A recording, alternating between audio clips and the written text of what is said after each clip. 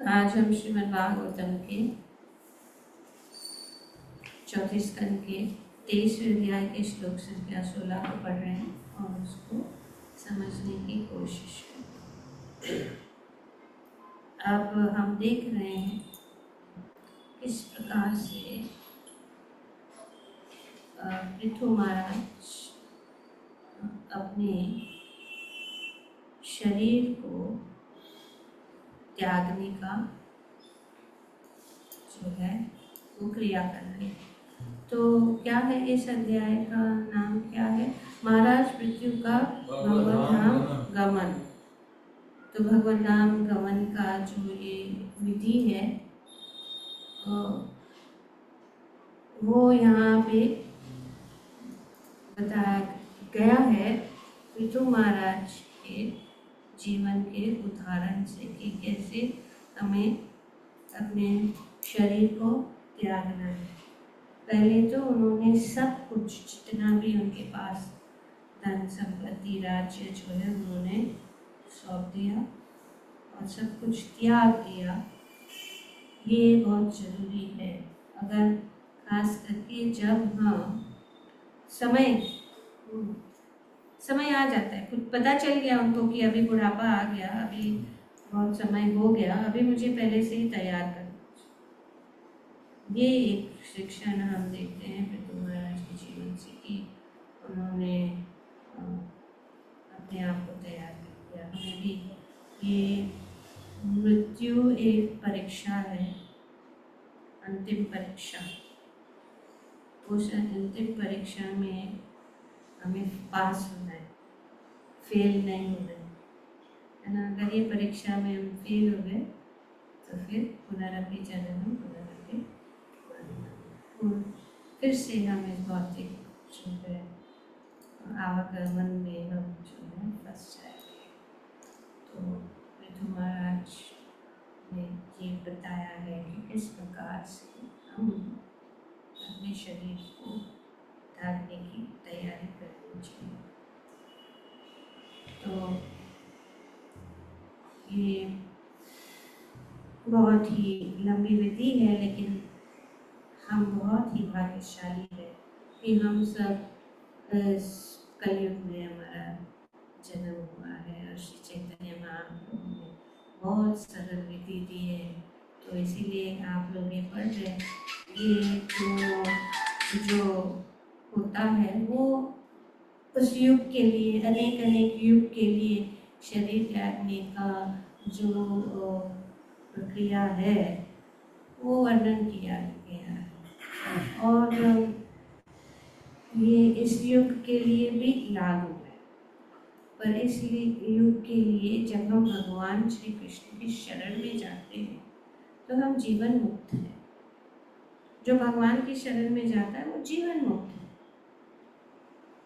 जो भगवान का नाम लेता है उसका भगवत धाम जो है जाना निश्चित है, कंफर्म टिकट है।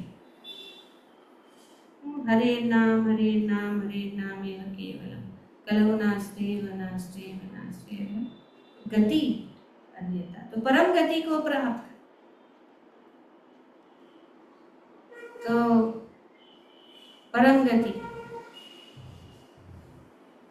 को प्राप्त करने का, जैसे हम रोज बोलते हैं वासुदेव परा वेदा वासुदेव परा मखः वासुदेव परा योगा वासुदेव परा क्रिया वासुदेव परम ज्ञानम वासुदेव परो धर्मो वासुदेव परम गति। वासुदेव ही है। परम गति को प्राप्त करने के लिए यही एक रास्ता है, ये सीक्रेट है जो श्री चैतन्य महाप्रभु ने हमें दिया। तो अभी ये देखिए, इतनी बड़ी विधि, तपस्या, ज्ञान, त्याग, ये सब बहुत लंबी विधि है, हम कर भी नहीं सकेंगे। पर इसका मतलब नहीं है कि हम ये हरे कृष्ण महामंत्र जो हमारा ये ध्यान, हमारा तपस्या, हमारा ये मन और त्याग जो है उससे अलग है। बहुत इजी बना दिया तो लाइटली नहीं लेना चाहिए, हमें उसको समझना चाहिए कि क्योंकि भगवान ने ये बताया है कि जो मेरे शरण में आता है मैं उनको मुक्त कर दूंगा। भगवान ने वचन दिया है, तो पूरा काम तो भगवान कर रहे हैं ना, पूरा काम भगवान कर रहे हैं और वे बोल रहे हैं हमको कि शरण में आओ, मुक्त मैं करूँगा, ये मेरा काम है। इतना लंबा प्रोसेस करने की ज़रूरत नहीं है, पर ये जानना भी ज़रूरी है कि एक्चुअली इतना आसान नहीं है, पर हमें बहुत जो है आसान, कठिन चीज को आसान कर दिया इस कलयुग में। तो इस प्रकार पितु महाराज ने अपनी इंद्रियों के छिद्र को आकाश में और अपने शरीर के द्रवों तथा रक्त तथा विभिन्न स्रावों को समस्त जल में, पृथ्वी को जल में, फिर जल को अग्नि में, अग्नि को वायु में और वायु को आकाश में मिला दिया। तो हमारे शरीर में कितने छिद्र है बताया गया है, कितना छिद्र है अभी मैं नौ माता जी, 9 हाँ, तो कौन से है? 2 कान, ये 2 कितने में? 4, 2 नाक, हाँ नाक, और फिर 2 कान, हाँ 2 कान, कान माउथ, माता कितने जी, होते? 2 6 anus 7 and anus anus and genesis, anus anus and genesis, जैसे इंद्रिय यस। तो ये सब मिला के 9 छिद्र है, इन सब छिद्रों को बंद कर, ये कैसे करें इस कलयुग में तो बहुत कठिन है, पर ये जानना जरूरी है कि इनको सब जो हरि नाम से, इनको सब जो है अपने आप जो है उनको बंद हो जाता है अपने आप। हरे कृष्णा कृष्णा कृष्णा हरे हरे, हरे राम राम राम हरे हरे। इससे जो ध्वनि है, हमारे कान, हमारे आँख, नाक, सब जो है, ये सारी इंद्रियां जो है हम किस में लगा रहे हैं? भगवान की सेवा में, भगवान का नाम सुनने में, भगवान को देखने में, भगवान के विषय में बोलने में, है ना, और सब कुछ। और जब हम बैठते हैं, इसलिए जब करते समय हम जब बैठते हैं पद्मासन में, तो हमें जो है क्या कहते हैं, सुखासन। सुखासन में बैठते हैं तो जो एनस एंड जेनिटल्स उसको कंट्रोल में हो जाता है। उसके लिए वो पोस्चर भी है, ताकि वो भी जो है छिद्र एम्पावर्ड हो जाते हैं द होली नेम। तो ये प्रक्रिया या ये विधि, प्रोसेस है, उस प्रोसेस को फॉलो करना है। और ये कैसे होता है हमें भी नहीं पता चलता है, क्योंकि हरि नाम करते करते हम जो है हमें पता नहीं चलता। लेकिन अगर ऐसा ना होता, और सबसे बड़ा जो जैसे यहाँ पे बताया गया है कि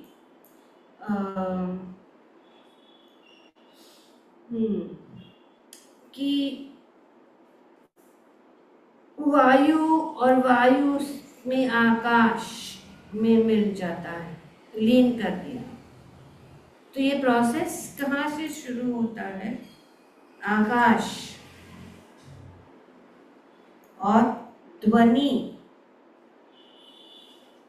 तो साउंड वाइब्रेशन से पूरा जो जो क्रिएशन हुआ है, पूरा जो सृष्टि हुआ है, कहाँ से शुरू हुआ है? साउंड से। तो जब हम भगवान का नाम लेते हैं तो ऑलरेडी हम लीन हो रहे हैं, साउंड में लीन हो रहे हैं। हरे कृष्णा कृष्णा कृष्णा हरे हरे, हरे राम राम राम हरे हरे। तो यहाँ इस श्लोक में प्रभुपाद जी अपने तात्पर्य में बताते हैं, श्लोक में महत्वपूर्ण जो शब्द है वो है यथा स्थानम विभागश। यथा स्थानम विभागश, यथा स्थान प्रॉपर सिचुएशन। तो सब कुछ जो है वो विभाग किया गया, एक के बाद एक चीजें जो है ऐसे जैसे कि चेन रिएक्शन है, चेन रिएक्शन, एक चीज के बाद दूसरा, दूसरा चीज के पास तीसरा, तीसरा चीज के बाद जो है पूरा जो है क्या हो जाता है? प्रकट हो जाता है। जैसे कि हम कुछ बनाने जाते हैं, है ना, पहला क्या चाहिए? सपोज कबर्ड बनाने, कबर्ड बनाने के लिए क्या चाहिए? पहले मटेरियल चाहिए ना, मटेरियल चाहिए। फिर मटेरियल को हम जो है उसको क्या करते हैं? एक प्रकार का डिजाइन देते हैं, वो डिजाइन के अनुसार हम उसको मोड़ते हैं, फिर तब तो कुछ पता ही नहीं लगता है। तो इसी प्रकार जो प्रकृति, जब भगवान सृष्टि करते हैं, जैसे कि प्रभुपाद जी बताते हैं अपने तात्पर्य में कि इसका वर्णन कहाँ किया गया है? श्रीमद् भागवतम के दूसरे स्कंद के 5वें अध्याय। ये वार्तालाप है ब्रह्मा जी और नारद मुनि के बीच में।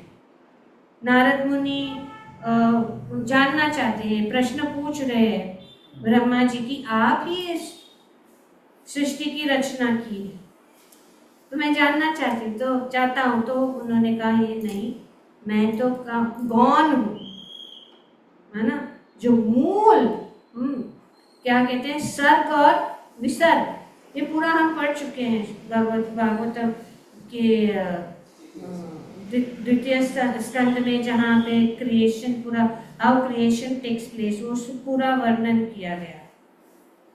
तो पहला जो है यहाँ पे शॉर्ट में हम गो थ्रू करेंगे कि महाविष्णु के साथ शुरू होता है ना, वहाँ महाप्रधान, महाविष्णु किसके ऊपर दृष्टि डालते हैं? प्रधान। जब सृष्टि नहीं थी, तब जब सृष्टि नहीं थी, कुछ भी नहीं था, अनमैनिफेस्टेड मटेरियल नेचर कॉल्ड प्रधान, जो मैनिफेस्ट नहीं हुआ है अभी तक। जैसे हमने बताया कि हम लकड़ा लेके आते हैं, कबर्ड बनाना है, लेकिन वो अभी मैनिफेस्ट नहीं हुआ है ना। तो प्रधान के बाद में जब भगवान उसके ऊपर दृष्टिपात करते हैं, ये क्रिया कभी शुरू होती है कि भगवान की दृष्टि, जब भगवान दृष्टि डालते हैं तब सब कुछ शुरू हो जाता है, नहीं तो ये ऐसा ही पड़ा रहेगा, कुछ नहीं है ये प्रधान। तो उसमें उनकी दृष्टि में क्या है? दृष्टि में पहला है काल, टाइम, उसमें इम्प्रेग्नेट्स मटेरियल नेचर। ऐसे प्रकार से अपनी दृष्टि से वे क्या करते हैं?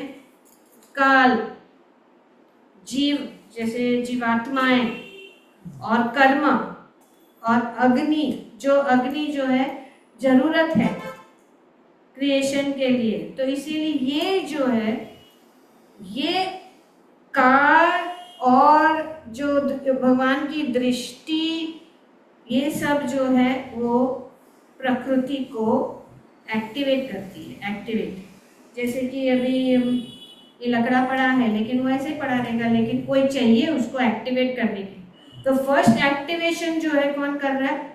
महाविष्णु अपने दृष्टि। तो ये प्रदान क्या बन जाता है? महातत्व।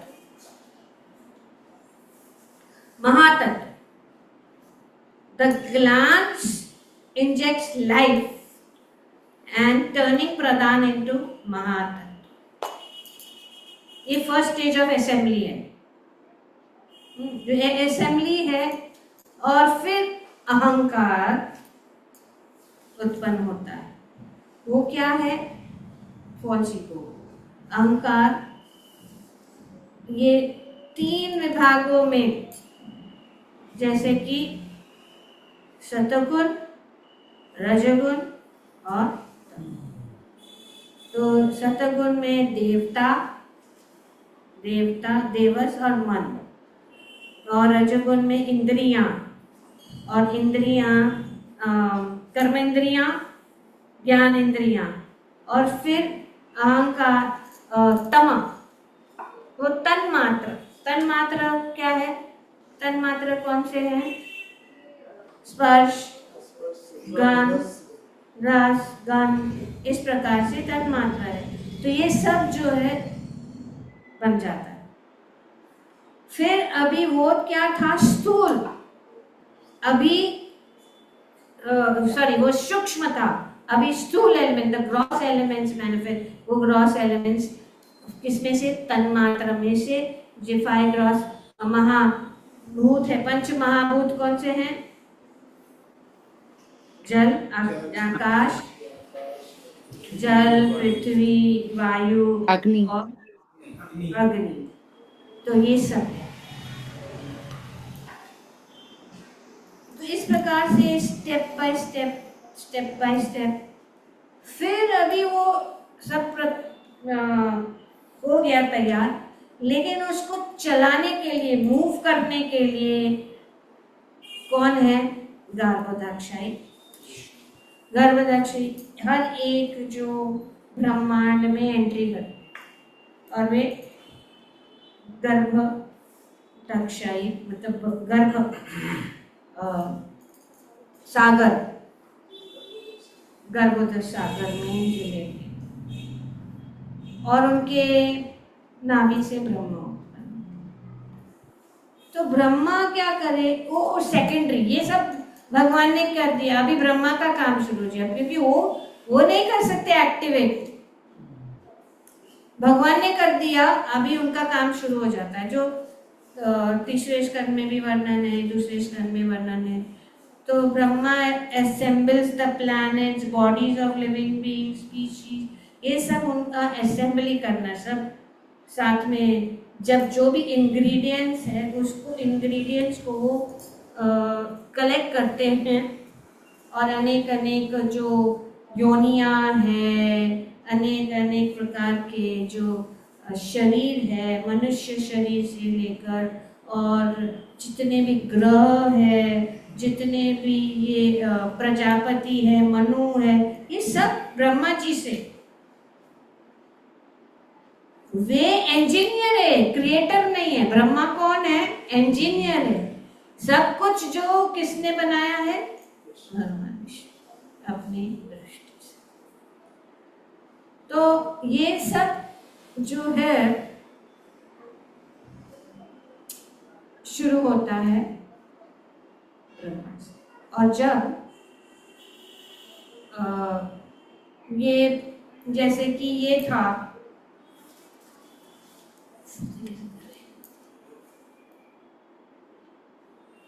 हाँ, जैसे कि ये प्रधान है, प्रधान को भगवान ने उनको क्या किया है? एक्सपैंड किया है, इसमें से निकला है। और जब सृष्टि का अंत होता है तो वापस वो अंदर चला। It's like extension and retraction. तो सब रिट्रैक्ट हो जाता है, फिर सब वापस जो है विष्णु के शरीर के अंदर चला जाता है। तो ये एक्सपेंशन एंड देन रिट्रैक्शन, सब अंदर वापस वहीं पे चला जाता है। तो इसीलिए हम देखते हैं पृथु महाराज ने पहला क्या उन्होंने उससे नहीं शुरू किया, इससे नहीं शुरू किया, आकाश से नहीं। वे जो पहला लास्ट क्या है? पृथ्वी, पृथ्वी से क्या? जल। तो उससे ऐसे ऐसे जाते जाते जाते जाते वे एक एक चीज में जो है वापस अपने आप को भगवान किया। तो ये नित्य प्रलय, तो प्रलय के समय हमारी इच्छा नहीं होती उस समय। जब समय आता है तो हमारी इच्छा वहाँ पे हमारा नहीं चलता है, सब वापस चला जाएगा, लेकिन हम वापस जाते ही रहते हैं क्योंकि हमारा शरीर हमेशा एक प्रकार का प्रलय ही है ना। तो ये इसको कहते हैं डेली डिसोल्यूशन, डेली हो रहा है। हर सफल हमारा शरीर जो है सूख रहा है, बदल रहा है, डिसॉल्व हो रहा है। हमारी जो जितनी भी सेल्स है बॉडी के अंदर नए बन रहे हैं। हाँ, हम कहते हैं ना नए सेल्स डेवलप होते रहते हैं। हमारा बॉडी भी हर आई थिंक 7 साल में नए सब सेल्स जो बदल दे, नए सेल्स आते हैं शरीर में। तो इस प्रकार से ये संसार जो है वो हर समय जो है इसमें प्रलय चालू ही रहता है, डिसमेंटलिंग चालू रहता है। सब डिसमेंटल हो रहा है, हमारा शरीर डिसमेंटल हो रहा है। अभी पृथु महाराज अपने शरीर को डिसमेंटल कर रहे हैं अपनी स्वेच्छा से, अपनी इच्छा से। वे क्योंकि वो वहां पहुंचना चाहते हैं, वहां जहां पे वो सब शुरू हो गया, तो ये डिसमेंटल हो रहा है। तो इस प्रकार से ये प्रलय मतलब ये शरीर को हमें जो है वापस ले जाना है। तो ये रिवर्स में चल रहा है, elements merge back in the reverse order, उल्टा जाता है। जल से पृथ्वी से जल, जल से अग्नि, अग्नि से वायु, वायु से अहंकार, अहंकार से महत, महत से प्रधान। तो ये प्रोसेस उल्टा जा रहा है। जो भगवान जब क्रिएशन होता है तो भगवान कृष्ण इस ब्रह्मांड को सूक्ष्म से स्थूल कर देते हैं, और जब वे वापस लेते हैं तो स्थूल से सूक्ष्म। तो जब उदाहरण ऐसा है कि जैसे ये फुग्गे थे ना, फुग्गे को हम फुलाया था तो पूरा एक्सपैंड हो गया है। तो भगवान ने ऐसे अपने ब्रेथ को डाल के पूरा एक्सपैंड किया, और जब वापस लेना है तो फिर वो डिफ्लेट हो जाता है, और उसके साथ सब कुछ जो है चला जाता है, उनके शरीर में स्थित हो जाता है। तो ये प्रक्रिया है, किस प्रकार से ये क्रिएशन में ये चलता है। तो ये समझ में आ गया बात। तो यही बात यहाँ पे बताई जा रही है। अगर हम को समझ ले तो इसीलिए प्रभुपाद जी अंत में बोलते हैं कि हमें इसको समझना है, क्योंकि ये सब आवरण बहुत सारे हैं, बहुत सारे आवरण हैं। तो जैसे हमारा लिंग शरीर है, मतलब मन, बुद्धि, अहंकार, फिर हमारा अपूर्ण इच्छा, पहले के जो पास्ट डिजायर्स, कर्म, बहुत सारी चीजें। और ये स्थूल शरीर जो है इन 5 महाभूत से बना हुआ है। तो इस प्रकार से ये सब जो है हमारे साथ है, और हमारे साथ ये सूक्ष्म शरीर जाता है, मन, बुद्धि और अहंकार। तो ये सब डेटा है,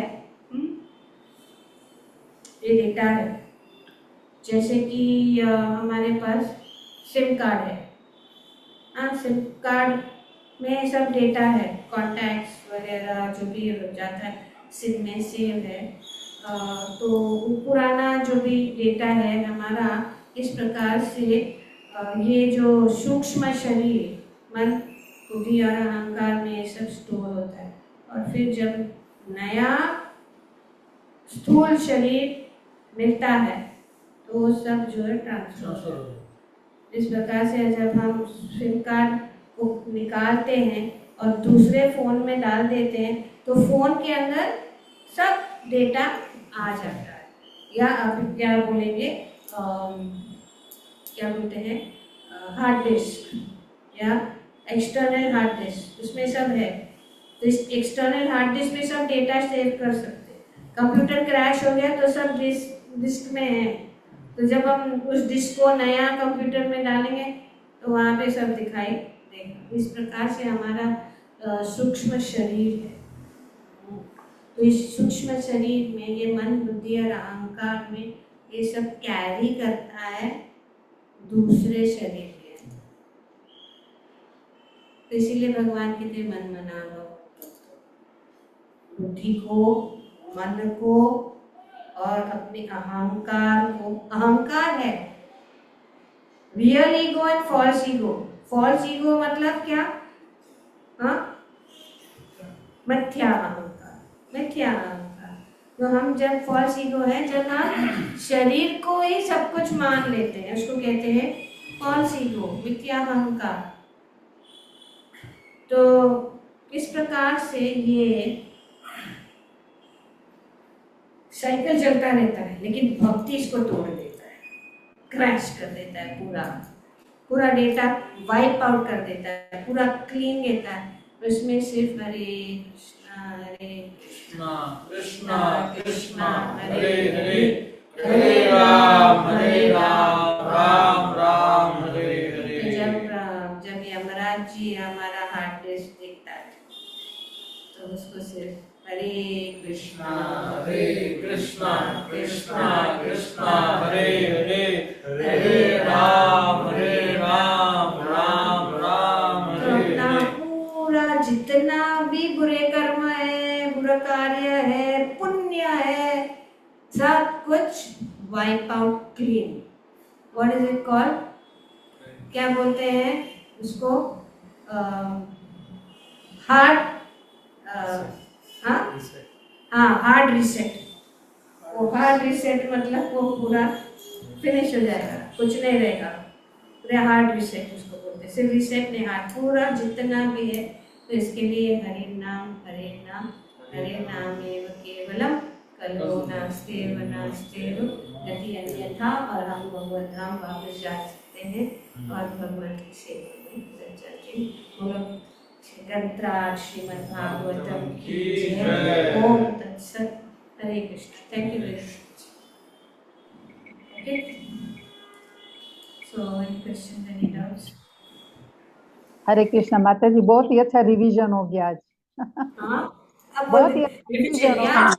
Prabhupada and the Shastras also keep repeating things so that, जी जी, इसीलिए यहाँ पे बताया गया है मनुष्य को सृष्टि प्रक्रिया समझनी चाहिए और इस सृष्टि प्रक्रिया के विलोम क्रम पर विचार करना चाहिए, जिससे भौतिक कलमश से मुक्त हुआ जा सकता है। तो हम लोग के लिए हम प्रभुपाद जी, श्री चैतन्य महाप्रभु और भगवान का बहुत आभारी है कि हम इस प्रक्रिया को समझ रहे हैं और हम हरि नाम और भक्ति का वैल्यू, उसका वैल्यू क्या है वो समझ पाए।